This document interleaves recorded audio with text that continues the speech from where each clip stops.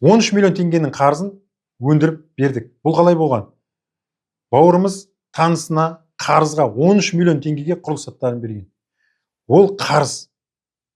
Сосын оны ала алмай жүрген. Күнде уәде. Сосын амал жоқ, бізге жүгінді. Кеңестің барысында бәрі анықталды. Белгіленген тәртіпте сотқа дейінгі жұмыстар жүргіздік. Енді бірден сотқа жүгінбес бұрын ол адамға да мүмкіндік берейік дедік. Ол нәтиже бермегеннен кейін амал жоқ, сотқа жүгіндік.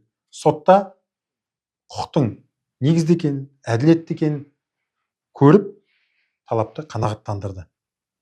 Талапты қанағаттандырудың нәтижесінде мынадай сомалар өнді.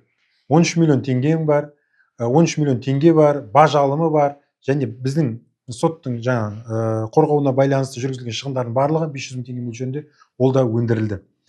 Онымен қоймай, олар апелляциялық шағым да берді. Апелляциялық сотқа өзім қатыстым. Бәрін айтып түсіндірдім. Алла разы болсын, соттарда мән-жайды түсінді. Сөйтіп, бірінші саты сотының шешімі күшінде қалды. Сонымен күнде уайымдап ақшам қайта ма, қайтпай ма деп жүрген адамға атқару өндірісін қозғап, мәжбүрлі өндіру шаралары жүріп жатыр. Енді қазір табанына таспа тігіп болса да, ол адамнан 13 миллион теңгені өндіріп алады. Онымен қоймай, бүкіл шығындарын сот өндіріп берген өндіреді.